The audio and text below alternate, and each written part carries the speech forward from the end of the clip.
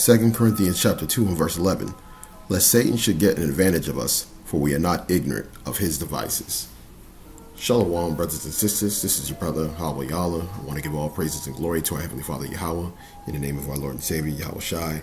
Grace, mercy, and peace be abound to the hopeful elect scattered throughout the four corners of the earth that are waiting on the second coming of our Lord and Savior, Yahawashi HaMashiach. Going into this lesson, just as a follow-up concerning the inauguration and everything that has transpired over the last 4 years, and basically the culmination of the plans of the New World Order is going as they saw fit to continue on with their deception. As we know, the biggest thing that's going on is the pandemic, which for that reason we know that there's a plan, of course, to give a shot to everybody here in Babylon, and they're moving forward with that agenda.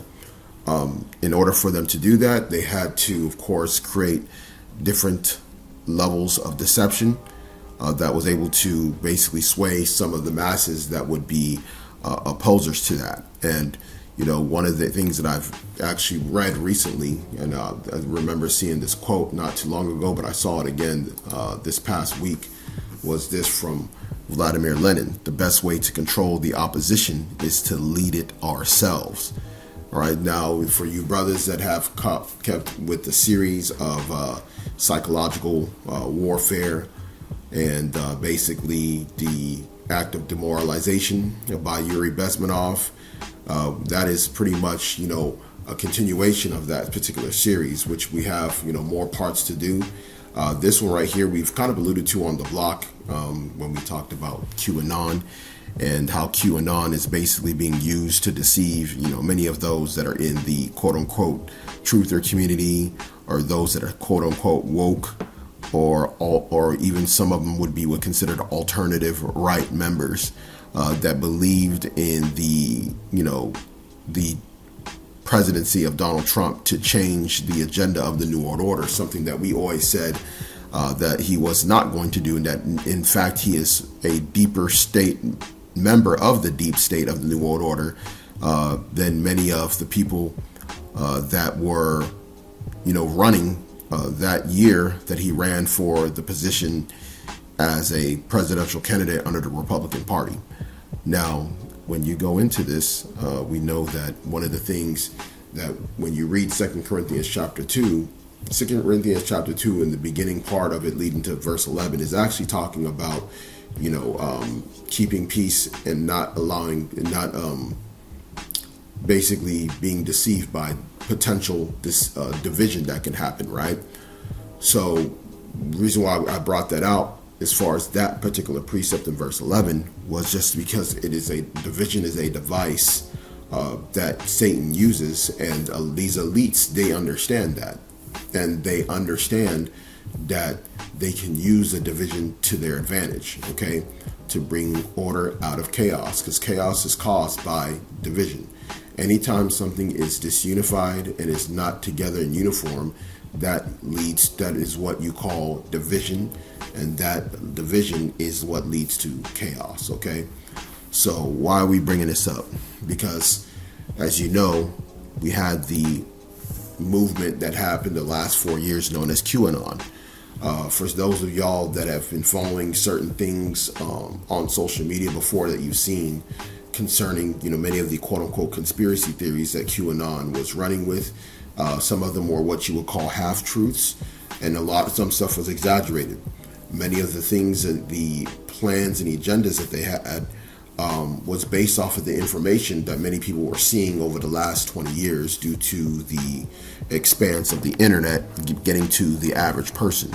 And with the average person now looking up and finding out different information about what's really going on in the world, they needed to then basically get these people that were mainly affected by this out of the way, or put them in a place where they can be monitored, controlled, and misled, to be removed out of their way, or their influence to dissipate as they set up the New World Order. And you'll see what I'm talking about as we get to articles, because there's a reason why I'm saying over the last 20 years, because someone within my age range that would have been affected by that type of information.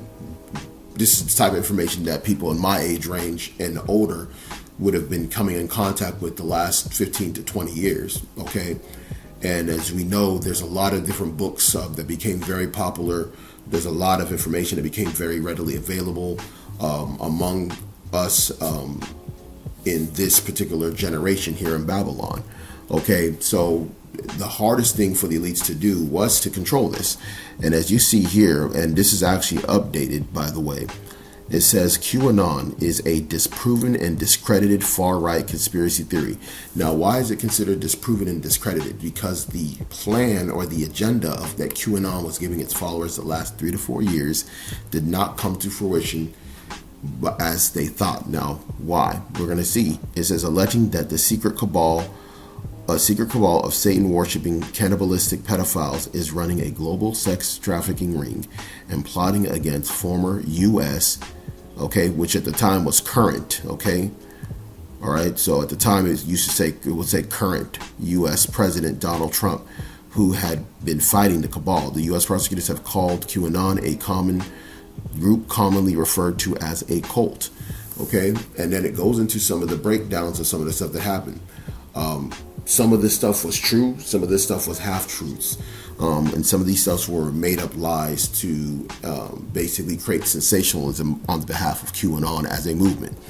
Now, this particular movement, one of the things that they're not going to tell you is that who was creating this. And if you recall, many months ago, as we were bringing up QAnon over the last year, as we were bringing up this whole QAnon movement that was becoming bigger and bigger amongst those on the right. One of the things we brought up was that the fact that this particular type of movement can only be as effective as it is because it has to be CIA operated. And as you know, we talk about Yuri Bezmenov, a former KGB agent who basically broke down how psychological operations, psychological warfare, a PSYOP, can be run upon the West and can lead to demoralization that can what's called ideological subversion. So what you saw here was an example of ideological subversion upon these people.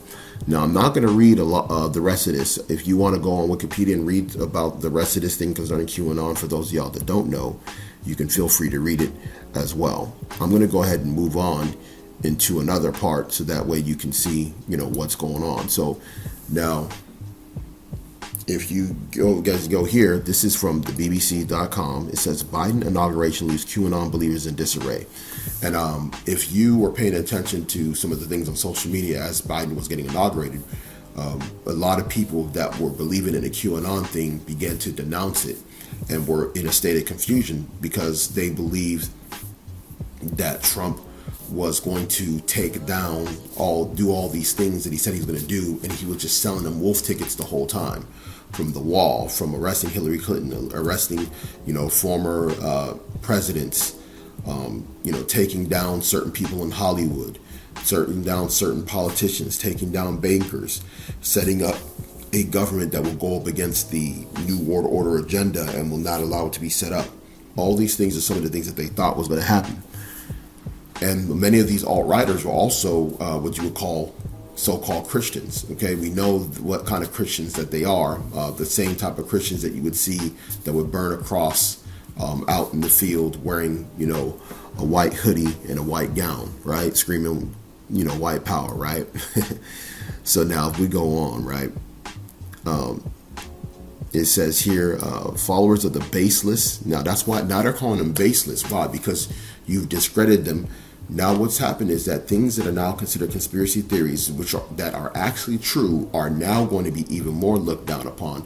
And we'll get into that based on an article that I read. Now it says here, the followers of the baseless QAnon conspiracy theory are divided after Joe Biden's inauguration confounded their predictions that Donald Trump would remain president in order to punish his enemies in the deep state. It says many reacted with shock and despair as Joe Biden was sworn in as the 46th U.S. president.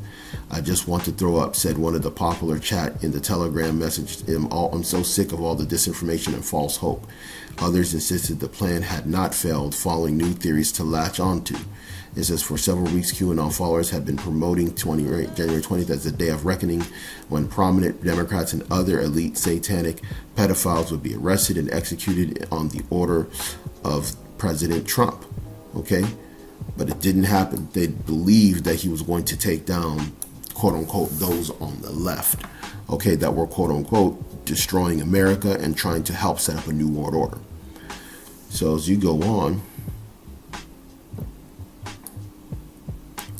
it says, doubt even seeped into posts by some of the biggest influencers of the movement, as some started to question the phrase, the trust the plan, a key QAnon slogan that had been used by Q, an anonymous figure whom followers believed to be an influential government insider, okay? An influential government insider. So they believed this guy was a government insider that had information that knew how to overthrow these cabal plans. Now it says, this is a very difficult day for all of us, said one influencer whose Twitter account with 200,000 followers was recently suspended. It says, today's inauguration makes no sense to the Christian patriots, and we thought the plan was the way we would take this country back. Okay, now why would they allow you to have a plan that would be on social media, you gain 200,000 followers, to have a plan to take down the government? That makes no sense. They allowed this information out there for the sake of catching these people in what would be called a honey trap, okay, which we're going to break down some of this information. Now, I'm not going to read the whole thing. Again, y'all can look up some of this. I don't want to prolong this lesson, but you can look up the same article, Biden inauguration leaves QAnon believers in disarray. Now, what I'm going to do is I'm going to go on and show you something. Now, I found this as well. This is from clarion.causation or .causeaction.com. And it says, Soviets used Operation Trust to identify, arrest, and persecute anti-communists, and that what the deep state has planned for QAnon. Now, as you know, many of these people are being arrested. We'll get into some of that. Now, this is the book. Okay, this is an old book. It's by Anatoly Golitsyn, and it's called New Lies for Old. Okay, and it talks basically a book written by an ex-KGB officer. All right. Now, let me read the breakdown of it real quick, and then what we'll do is we'll go into a couple of pages from this same book.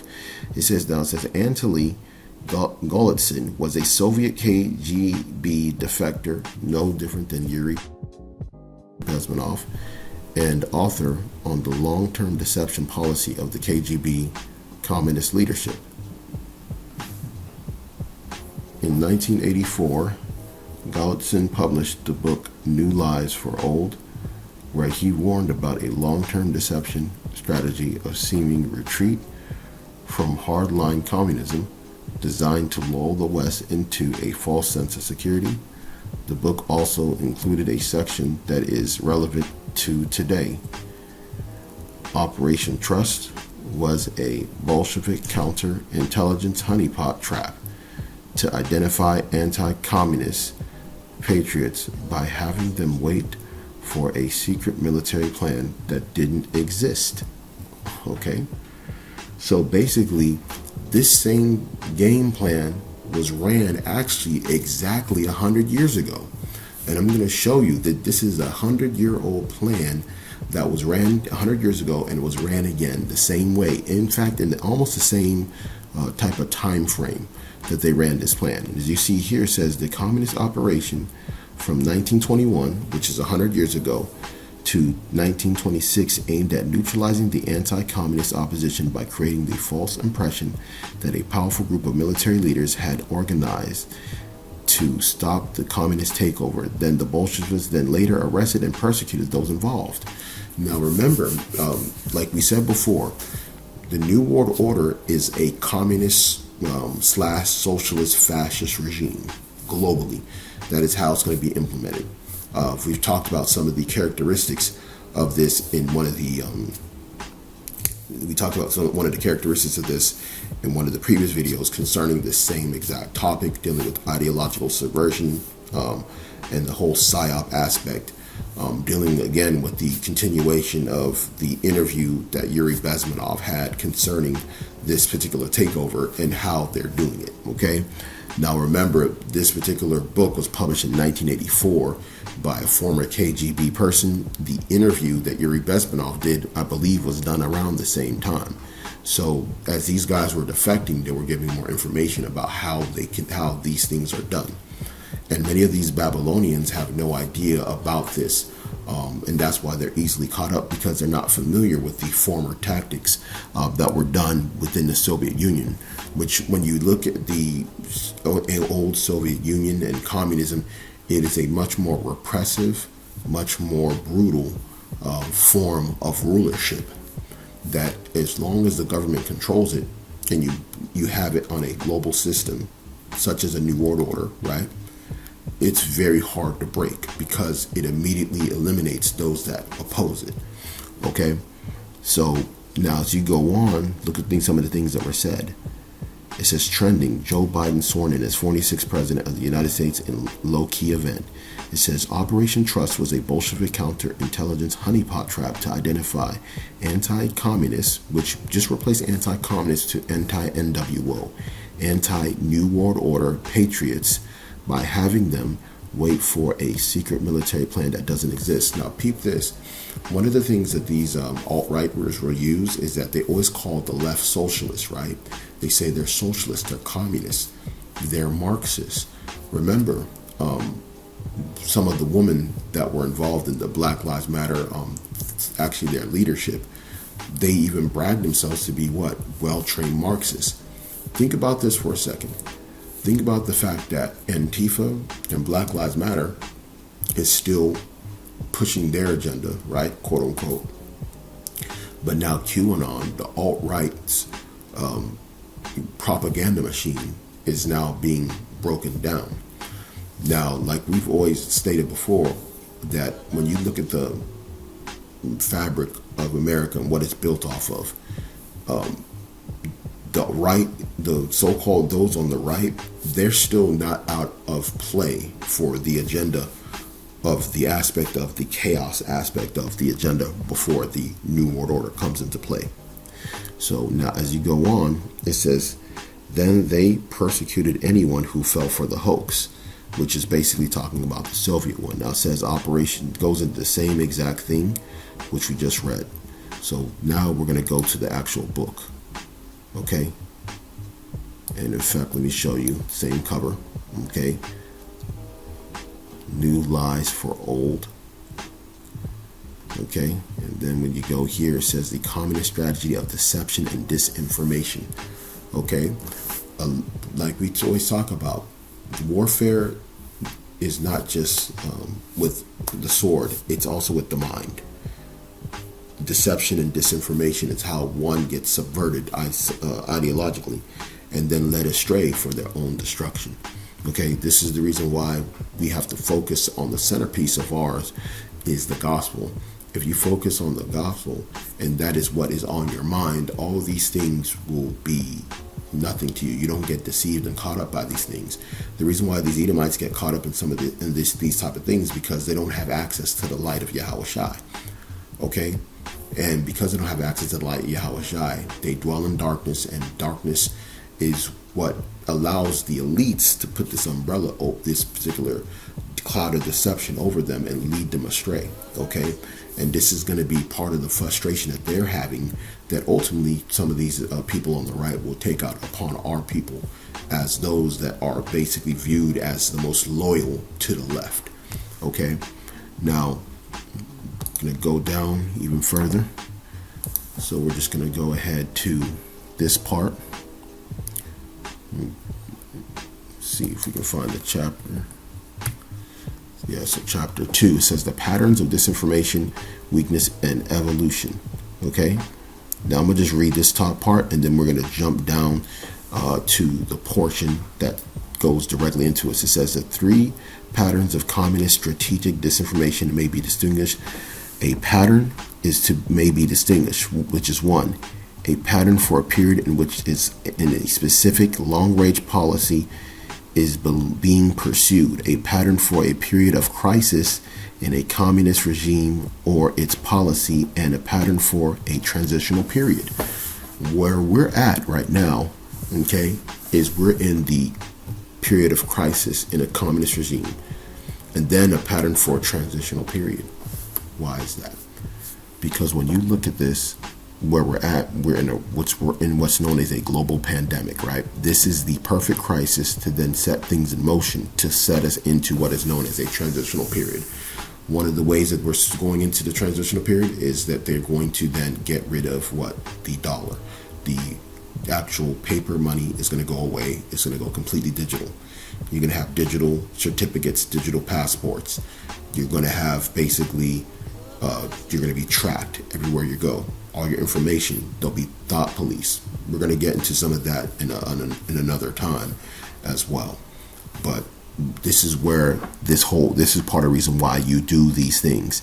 This is a communist strategy that is used, okay? And they're using this particular group, QAnon, to do this. Now, what we're going to do, we're going to go ahead and go to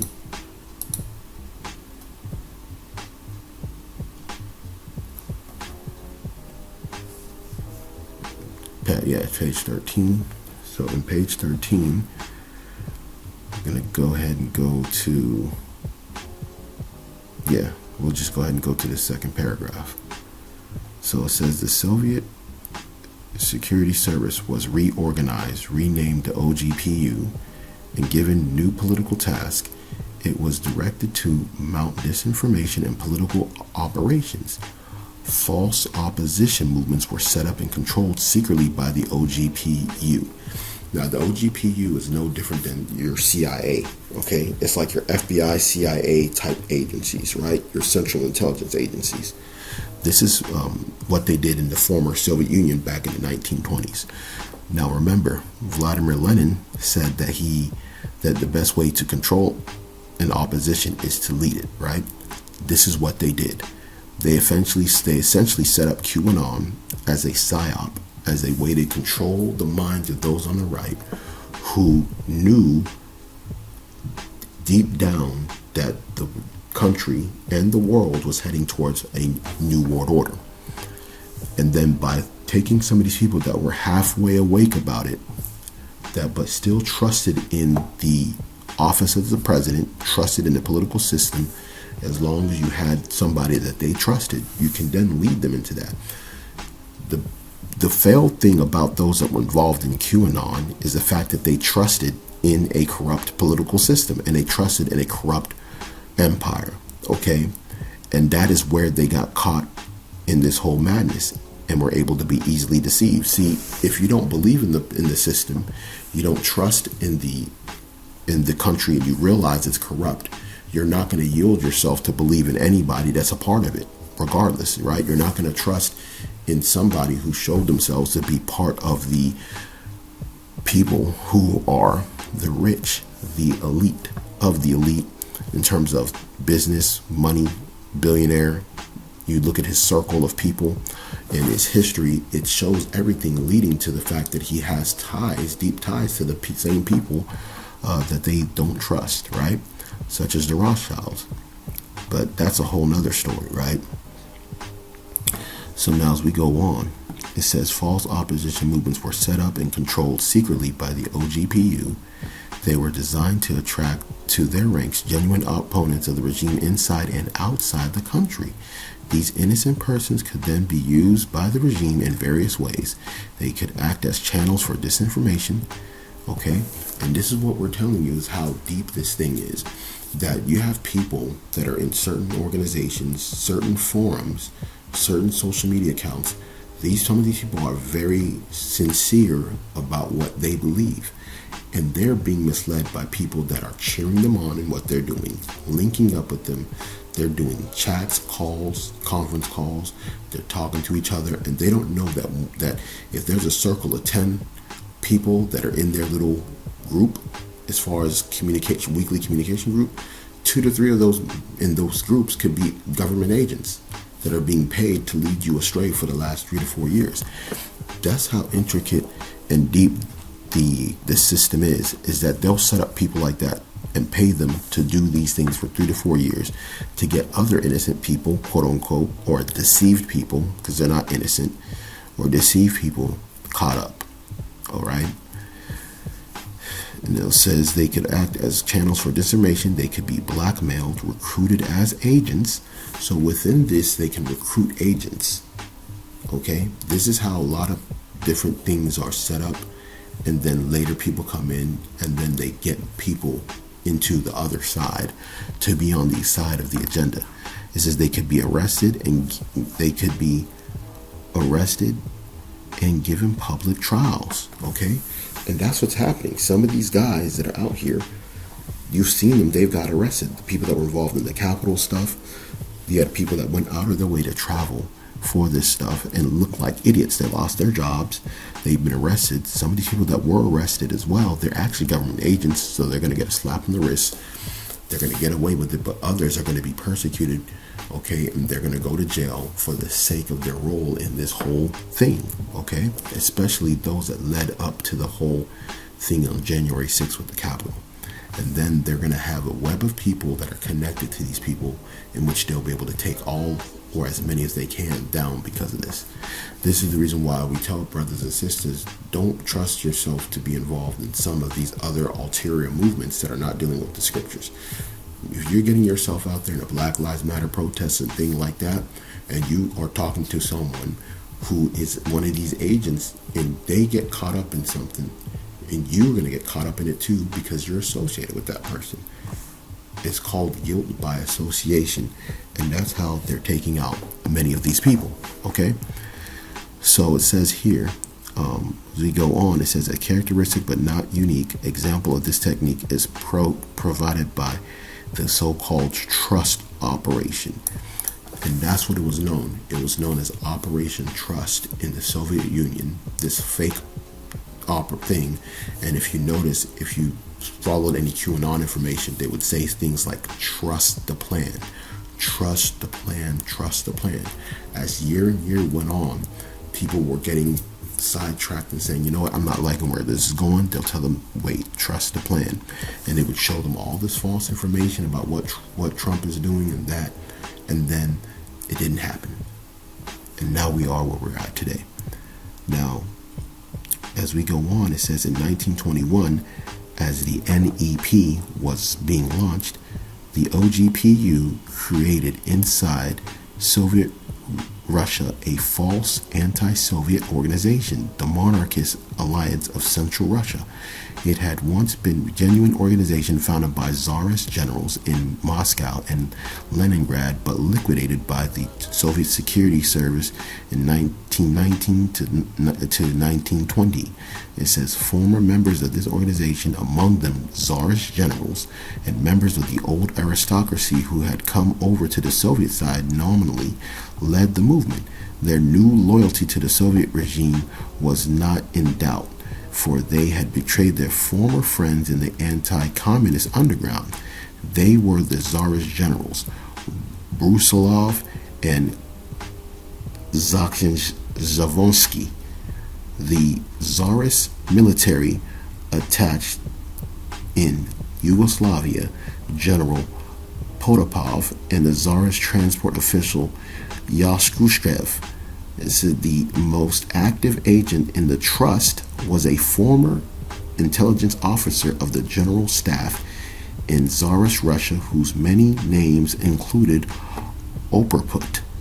Okay, now we're going to keep going on. It says agents of the trust traveled abroad and established confidential contacts with genuine anti-communist emerging leaders in order ostensibly to coordinate activities against the Soviet regime, meaning that they were showing them that they were planning, things against the regime, of what they were planning against the Soviet regime. So they recruited all these different guys, set them up as leaders in various aspects of this whole trust operation, or Operation Trust, as if they were setting and coordinating activities against the regime, It says among the important emergees they met were Boris Savinov and Generals Rangel and Kutupov.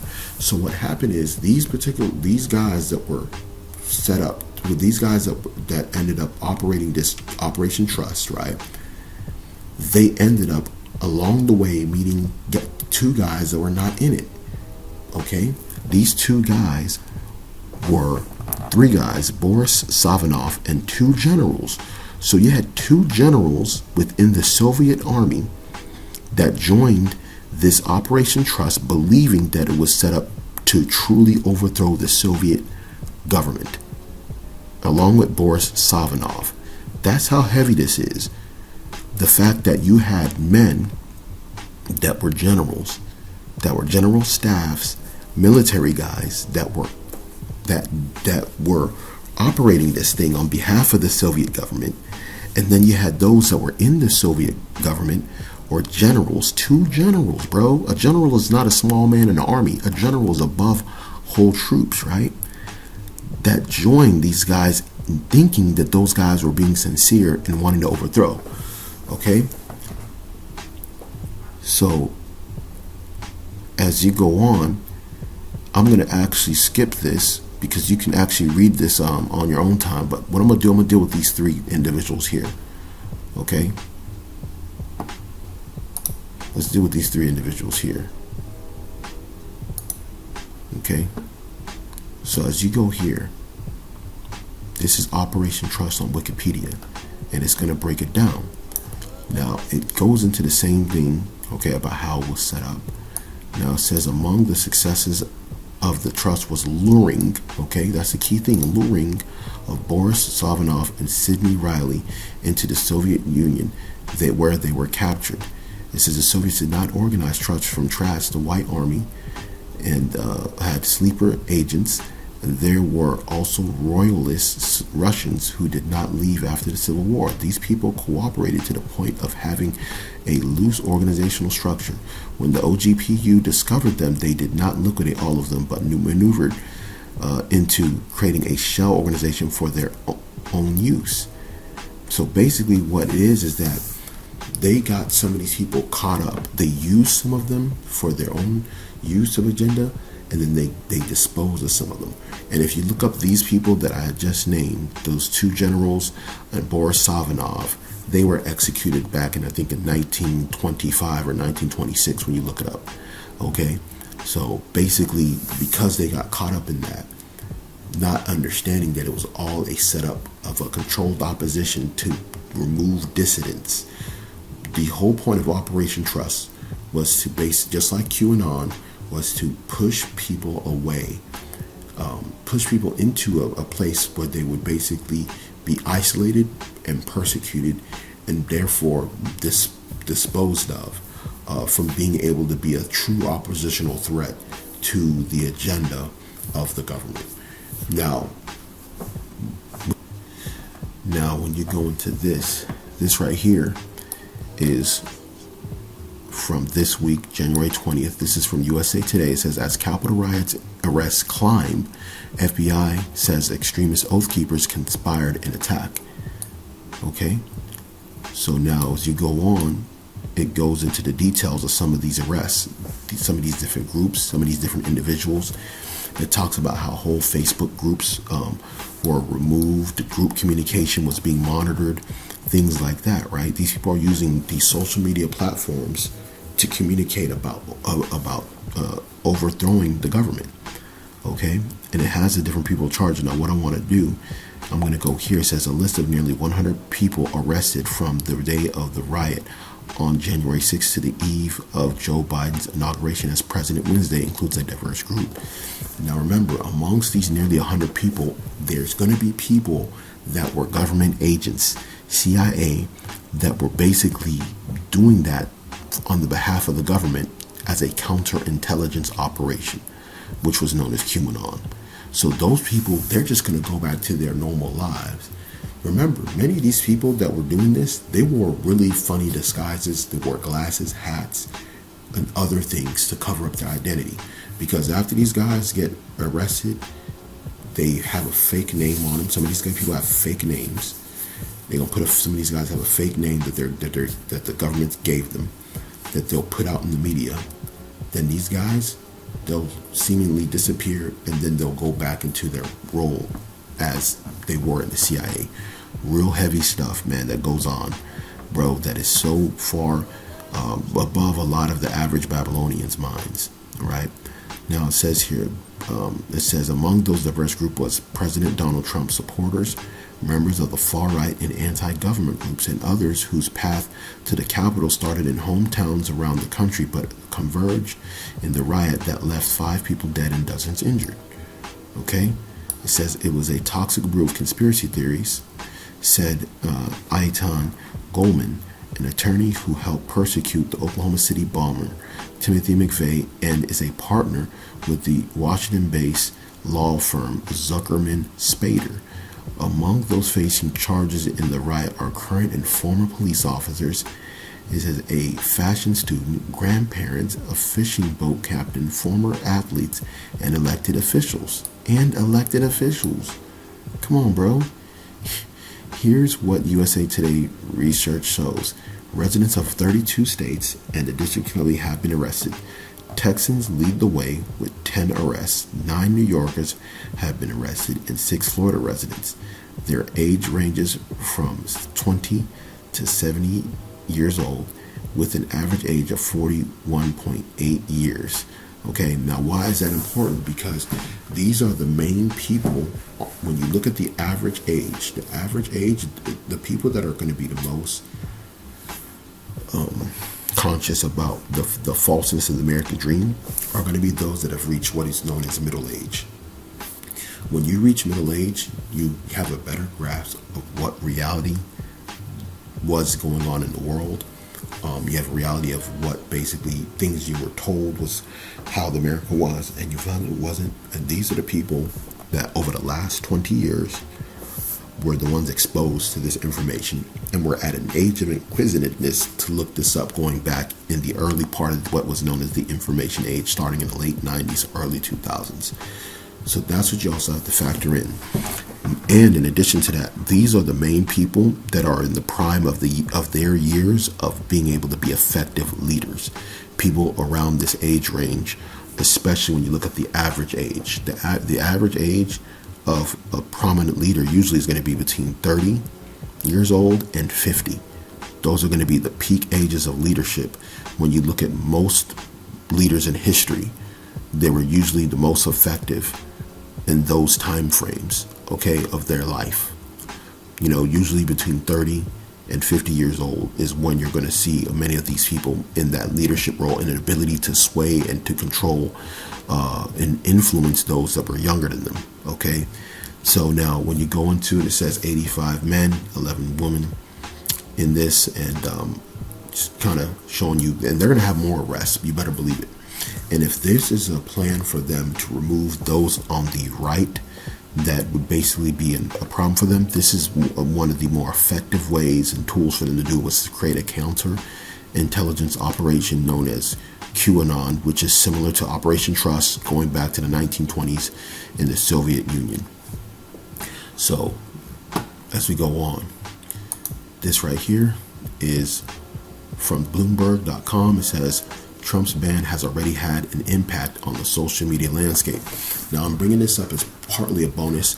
I was supposed to do this lesson last week concerning the ban. I know a lot of people saw he was banned off of Twitter and other social media, Facebook, right?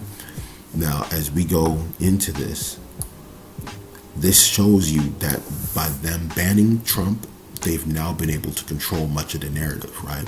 So basically what they're saying is that just by Trump being banned in this short period of time leading up to this inauguration, what is being said on social media has basically changed immensely, okay?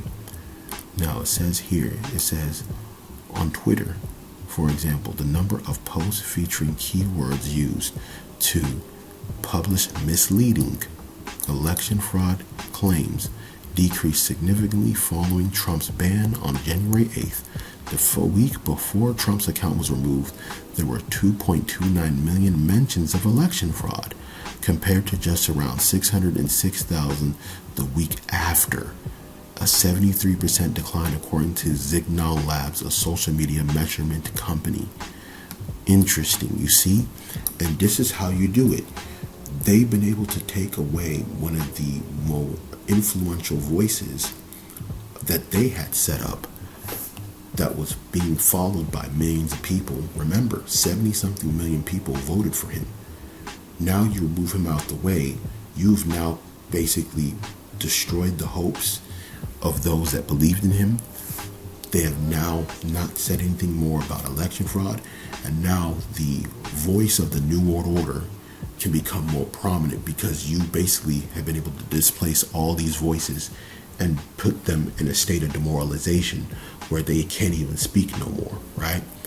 So it says as you go on Facebook, the use of the term "stop the steal" has declined slightly since Trump's suspension, according to the data from Facebook.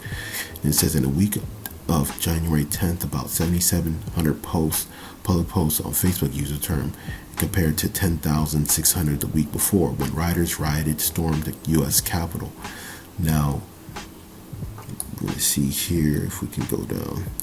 Okay, engagement with right-leaning pages, including likes, comments, and shares, account for 47% of all the engagements on the U.S. political Facebook pages in the week leading up to Trump's suspension on January 6th, according to the data from Media Matters for America, a nonprofit that monitors conservative media. Left-leaning pages account for just 25.3% of all interactions in that time period. Now, why is that important? This shows you that the left has a smaller interaction level than the right. And in addition to that, this proves that what the left pushes is not seemingly considered popular or information amongst many Americans, okay? What it is that many Americans through the media are being deceived that many Americans really believe in many of in the agenda of the New World Order. But the thing about it, people are just deceived by it. It's not that a lot of people believe in it. They're deceived by it because they cannot see the end game of this agenda. Okay? So, and we'll definitely get into more of the aspect of social media and basically, how it's being used and how it's going to be really being used moving forward. Now, as we go on, this is Obadiah chapter 1 and Obadiah verse 6. It says, "How are the things of Esau searched out? How are his hidden things sought up?" Okay? Because, see, the Most High has allowed this man to be exposed and showing who he really is and how he operates and showing that he has a pattern to his ways. And we see these things all the time, but sometimes we're not able to catch it if we're not paying close attention. So much information is out there that is so deep concerning the operation of Esau and how he ruled past empires and kingdoms that you really have to get into some deep history to understand what's going on. And fortunately, we were led to good information concerning this, that we may be able to break some of these things down for you brothers and sisters to understand. So I'm going to go ahead and close it off. This is Ecclesiastes chapter 1 and verse 9.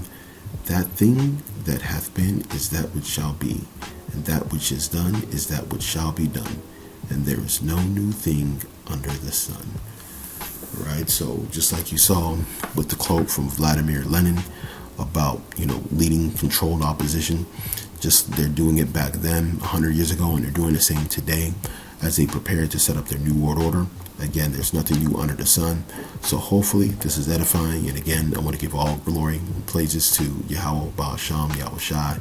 Grace, mercy, and be abound to the hopeful elect scattered throughout the four corners of the earth. Shalom.